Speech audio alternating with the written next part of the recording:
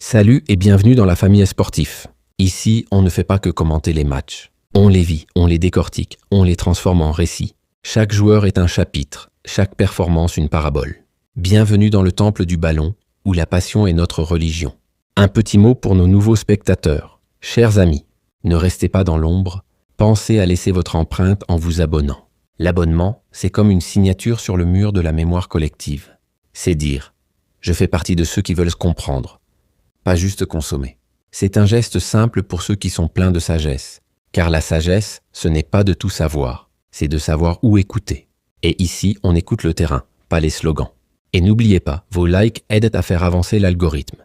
L'algorithme, c'est notre arbitre invisible. N'hésitez pas à aimer la vidéo. Cela ne consomme pas de données, et c'est un geste essentiel. Comme dire Amen à un Alléluia à l'église, même Dieu apprécie. Le football, c'est aussi une liturgie.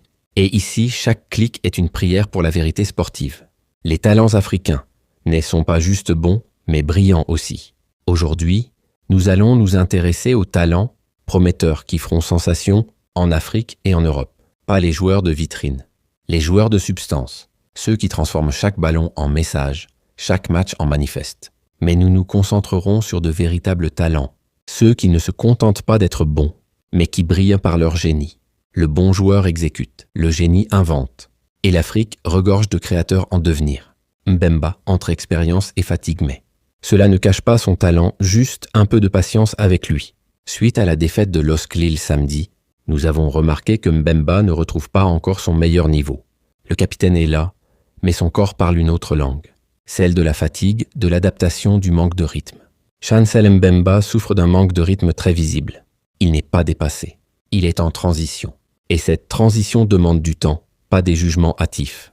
Depuis son premier match avec Lille, Mbemba n'a pas encore atteint la note de 7 sur 10. Les chiffres ne mentent pas, mais ils ne disent pas tout.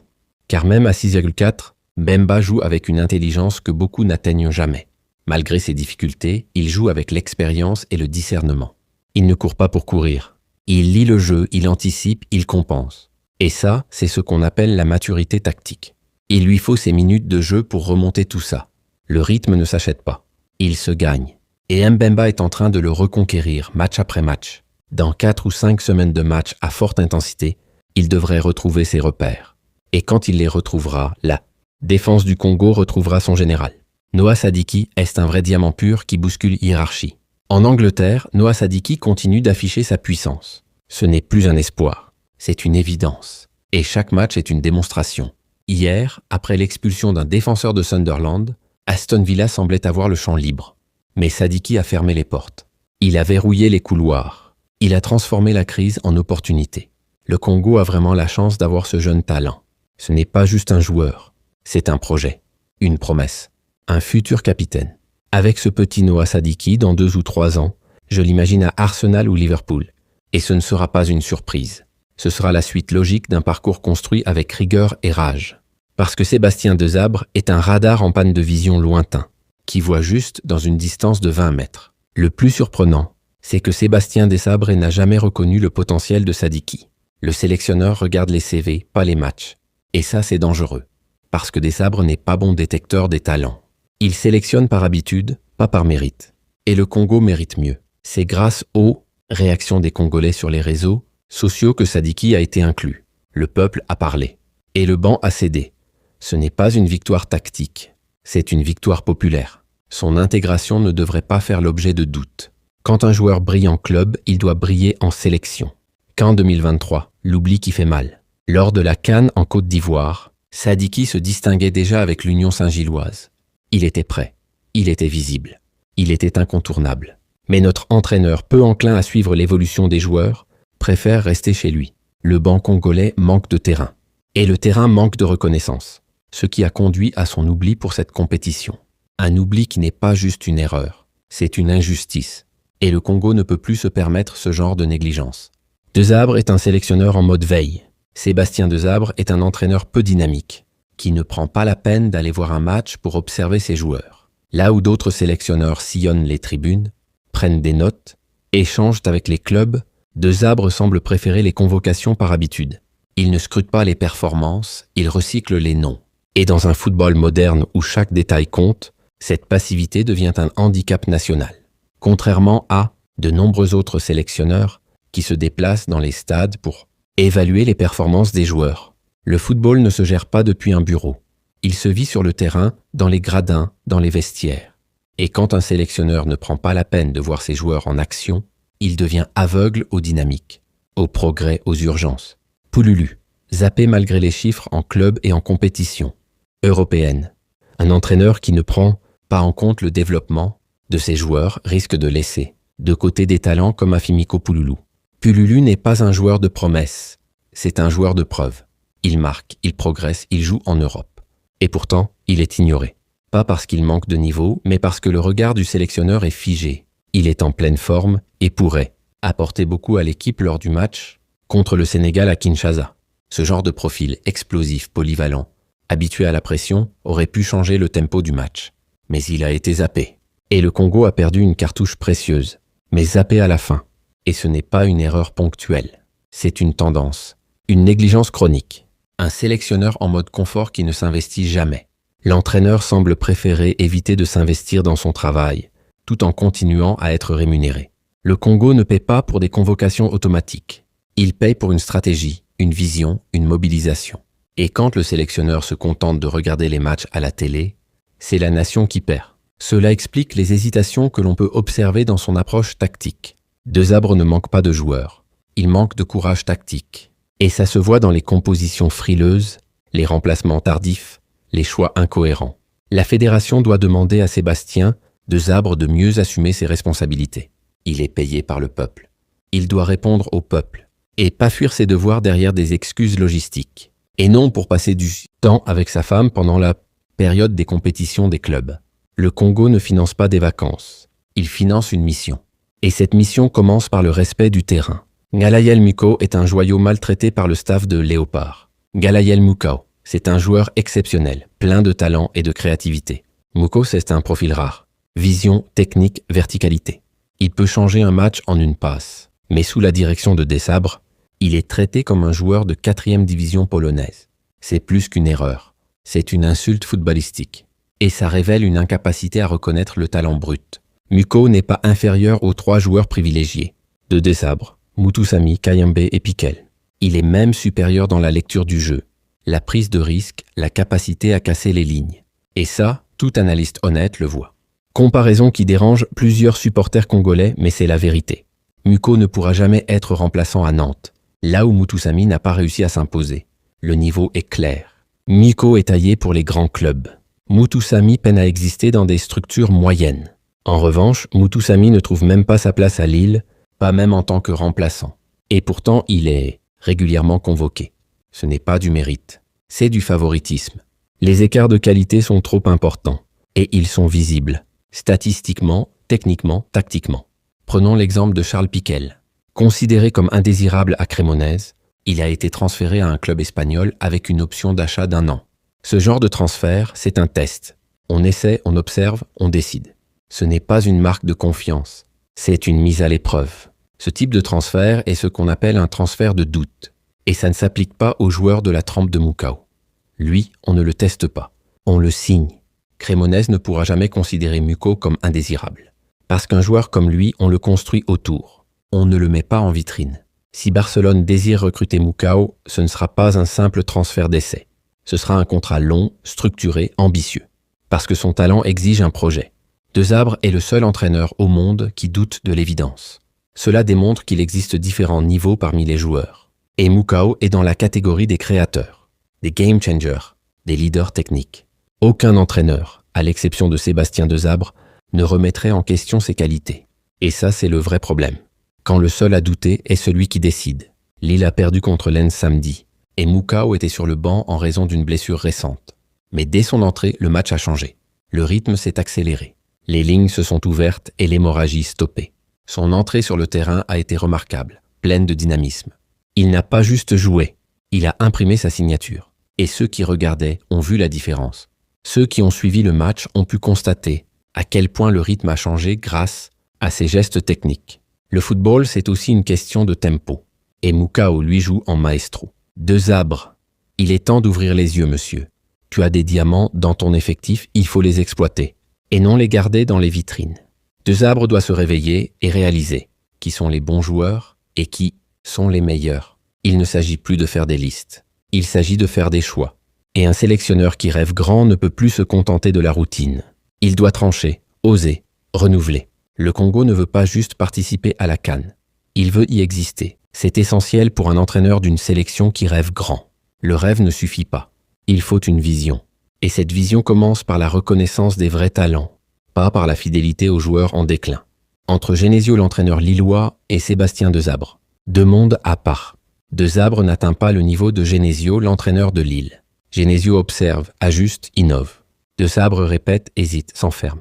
Et cette différence se voit dans la manière dont les jeunes sont intégrés, valorisés, responsabilisés. Mais si vous proposez à Genesio des joueurs comme Moutou Samy, Piquel et Kayembe, il vous sera reconnaissant.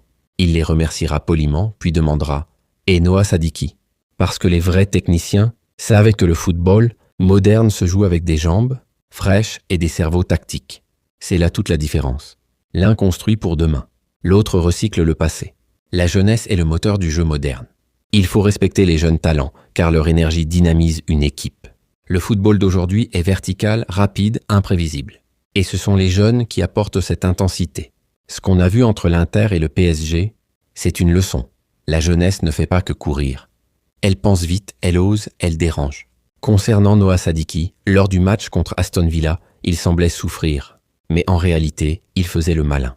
Ce n'était pas de la comédie, c'était de la stratégie. Sadiki a compris que dans un match à 10 contre 11, chaque seconde compte. Et il a joué avec le chrono comme un vétéran. Après le match, les supporters étaient inquiets. Mais sa réponse sur Instagram a été surprenante. Pas de crampes. Juste du temps gagné. Voilà un joueur qui pense pour son équipe, qui comprend les enjeux, qui maîtrise les codes du haut niveau. C'est ça la sagesse déguisée en malice. Sunderland, une tanière plus forte que Manchester. L'équipe de Sunderland, avec Sadiki, Diarra, Adigran et Mayenda, a tenu tête à Aston Villa. Ce n'est pas juste une performance, c'est une démonstration. Une équipe réduite à 10, mais portée par des jeunes Africains qui jouent avec le cœur, la tête et la rage. Sunderland est plus performant que Manchester United cette saison. Et ce n'est pas une provocation. C'est une réalité statistique. Et Sadiki y est pour beaucoup. Noah Sadiki a été titulaire, jouant presque l'intégralité du match. Il ne fait pas que jouer. Il dirige, il inspire, il stabilise. C'est un leader en construction. Arthur Masuaku, remplaçant, a participé aux 10 dernières minutes. Et la différence est là. Sadiki est dans la dynamique. Masuaku est dans l'attente. Masuaku, relâchement et déséquilibre total dans le jeu de Léopard. Masuaku a commencé à jouer de manière un peu relâchée depuis la CAN. Il monte, il dribble, il oublie. Et derrière lui, c'est souvent le chaos. Ce relâchement coûte des buts, des points, des places. Il se sent libre d'effectuer des montées sans se soucier de sa position défensive. Et c'est Piquel qui doit compenser. Mais à force de compenser, Piquel finit par s'éteindre. Piquel choisit de ne pas avancer trop haut pour prévenir les pertes de balles causées par Masuaku. Ce n'est plus une complémentarité, c'est une surveillance. Et ça freine l'élan collectif. Kayembe, la solution ignorée, par Sébastien De Zabre depuis toujours alors, que c'est le plus complet des latéraux, gauche de la sélection. Une des plus grandes erreurs de De Zabre contre le Sénégal a été de titulariser Masuaku plutôt que Kayembe. Kayembe est plus défensif, plus discipliné, plus équilibré. Il sait monter, mais il sait aussi revenir. Et dans un match tendu, c'est ce profil qu'il faut. Kayembe peut être offensif tout en gardant son rôle défensif. Il est le lien entre les lignes, le stabilisateur, le régulateur. Et pourtant, il est souvent mis de côté. Masuaku n'a pas encore eu suffisamment de temps de jeu à Sunderland. Et ça se voit. Il est en décalage. Il joue comme s'il était encore en Côte d'Ivoire. Le continent africain est riche en talents remarquables à l'échelle mondiale.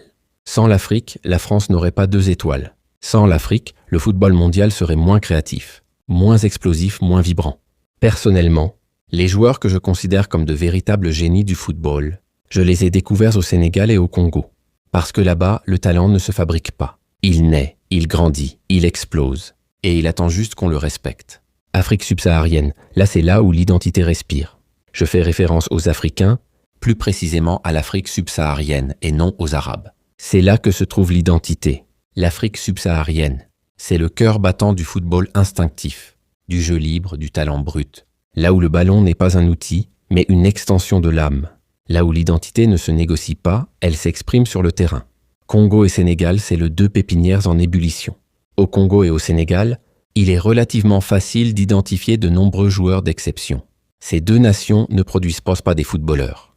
Elles produisent des artistes du ballon, des créateurs de rythme, des architectes de l'imprévu. Pape Matassar Ngalayel Mouko, Lamine Camara Noah Sadiki, Iliman Ndiaye et Bongonda, ce ne sont pas juste des noms, ce sont des styles, des signatures, des manières de jouer qui ne s'apprennent pas dans les manuels, mais dans les rues, les terrains poussiéreux, les tournois improvisés. C'est un véritable plaisir de les voir évoluer sur le terrain, parce qu'ils ne jouent pas pour exécuter, ils jouent pour enchanter, et chaque geste est une offrande au public. J'ai un peu mis de côté les grands noms établis comme Mbemba, Koulibaly, Mané, Bakambu et d'autres. Voilà la situation. Non pas par manque de respect, mais parce que le futur ne se construit pas avec les statues, il se construit avec les graines. Et aujourd'hui, les graines poussent vite. Génération montante, déjà prête pour les combats. Ce qui est étonnant dans ces deux pays, c'est que les nouvelles générations de joueurs sont déjà présentes et de qualité. Pas besoin d'attendre 2028. Le talent est là, maintenant. Il joue, il marque, il défend, il inspire. Et il attend qu'on lui fasse confiance. Les jeunes talents congolais se trouvent un peu partout dans le monde. Le Congo est devenu une exportation de génie. De la Suisse à la Belgique, de l'Allemagne à l'Angleterre, les léopards rugissant en silence. En réalité, nous en avons même un peu plus que le Sénégal. Et ce n'est pas de la rivalité. C'est une réalité. Le Congo est une anomalie positive, un vivier qui déborde. Il est crucial que nous nous engagions à transformer notre football à l'échelle locale. Le talent est là. Ce qui manque, c'est le terreau, le cadre, l'accompagnement. Et tant qu'on ne soigne pas nos racines, nos branches ne tiendront pas. C'est là-bas où se situe le vrai problème de notre football. Le terrain local est abandonné. Les structures sont vieillissantes. Et les jeunes doivent s'exiler pour exister. Il est nécessaire de renouveler la direction des structures footballistiques au Congo. Il faut des dirigeants qui comprennent le football moderne, qui parlent scouting, data, psychologie, nutrition. Pas juste des bureaucrates en costume. Et d'établir des partenariats avec des clubs pour mettre en place des centres de formation. Le Sénégal l'a compris. Génération Foot Diambars. Et les résultats sont là. Le Congo doit suivre, mais à sa manière, avec sa propre vision. Le jour où le Congo disposera de centres de formation pour ses équipes professionnelles, ce jour-là, l'Afrique changera de visage. Et le monde du football devra réécrire ses pronostics. Aucun autre pays africain ne pourra rivaliser avec nous, parce que le Congo ne manque pas de talent. Il manque juste de méthode. Cela pourrait même ouvrir la voie à la première victoire africaine pour le titre de champion du monde. Et ce ne serait pas un miracle. Ce serait une conséquence logique d'un travail bien fait. Le potentiel est là, mais c'est l'organisation qui manque au Congo. Le Congo possède indéniablement un potentiel exceptionnel en matière de talent. Ce n'est pas une opinion, c'est une évidence. Et chaque match de nos jeunes à l'étranger le confirme. Le véritable défi réside dans l'organisation. Le talent est naturel. L'organisation est culturelle. Et c'est là que le combat commence. Avec un peu plus de rigueur, le Congo pourrait atteindre le sommet du continent africain. Et pas juste pour une CAN, mais pour une domination durable, respectée, admirée. Congo est un pays des génies sans centre des formations. Des joueurs brillants comme Trésor Mputu, Ndaye Mutumbula ou Kabongo n'ont jamais bénéficié de centres de formation. Et pourtant, ils ont ébloui l'Afrique. Imaginez ce qu'ils auraient été avec un encadrement digne de ce nom. Le Congo est un véritable vivier de talent. Ce que d'autres nations cherchent à construire, nous l'avons déjà. Il ne reste qu'à l'organiser. Si la RDC prenait au sérieux ses institutions sportives, elle ne serait pas un fournisseur de talent pour l'Europe. Elle serait une puissance footballistique autonome. Elle n'aurait jamais perdu ses talents qui ont contribué à la réussite de plusieurs pays européens. Le Congo a offert des joyaux, mais il n'a jamais gardé la couronne. Oscar Kabouit, le futur qui frappe déjà, fort en Suisse, et ses empreintes sont en train d'être laissées avec assurance. En Suisse, le jeune attaquant congolais, Oscar Kabouit a inscrit son premier but avec le FC Lucerne. Ce n'est pas juste un but, c'est une annonce, et il ne vient pas pour faire de la figuration. Lucerne a triomphé 6-0 contre Bosna Neuchâtel, et Kabouit a marqué son territoire, avec la rage du TP Mazembe dans les jambes. Oscar Kabouit ne manquera pas de faire parler de lui dans les 2 prochaines années, parce qu'il a le feu, il a le flair, et il a le Congo dans le cœur.